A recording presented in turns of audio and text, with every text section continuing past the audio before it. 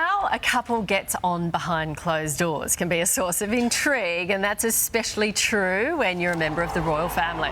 Now, sources have revealed a power struggle within Kate and William's marriage, with claims the princess treats the prince as her fourth child. Don't we know a little bit about that? Amid reports he's prone to being, well pampered.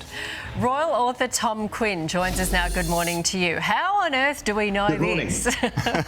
Well, I have a lot of contacts at Kensington Palace and Balmoral and going back to the 1980s. And in some ways, actually, it would be more surprising if William wasn't prone to tantrums, because if you think about the way he was brought up, the way all royal princes are brought up, they're sent away from home. They're at home, they're not looked after their parents. Even Diana didn't look after William.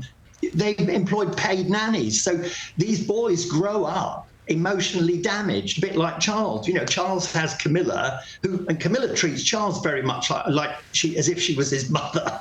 And so, people have told me that because he's very needy, because William's quite needy, because his parents didn't look after him, nannies did, and then he was sent away to boarding school, he's prone to tantrums. And of course, when you combine that upbringing with the sense of entitlement, if anybody goes against him, he just can't control himself. So he has these tantrums. And I was told that Kate she's quite light-hearted about it, but she does treat him as the fourth child. She's the calming influence. So, Tom, give us an example.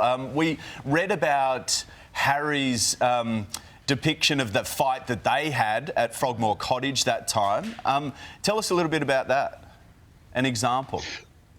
Well, the fight at Frogmore, the two boys, in many ways, they don't really know each other that well, because they were in different years at school.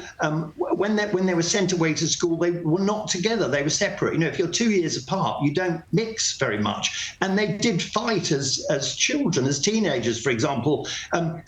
William used to say to Harry, look, when we're at school, pretend you don't know who I am, because they were kind of embarrassed by each other. And whenever Harry argued with William, or Kate argues with, there's a point at which, especially Kate, will stop because she knows that William will lose it. And that time when William was arguing with Harry, it actually turned into a physical fight, because Harry is much less of a pacifier than Kate. Harry had the same kind of emotionally damaged upbringing, because Diana was emotionally needy, and so was Charles. And so they've both grown up with a sense of entitlement and a sense that they just don't want to be argued with, because they're very much like children. It sounds like young children. It sounds like Kate's got a big job, and William and Kate are under a lot of pressure. The work that they do, they're in the spotlight the whole time. Yes, they've got a ritzy life, but do you think their relationship will go the distance? I think it will, because unlike Charles and Diana, they're William's parents, that was basically a dynastic arranged marriage. It was a terrible thing to do at that, even in the 1980s. And I think the royal family learned from that it's a really silly thing to do.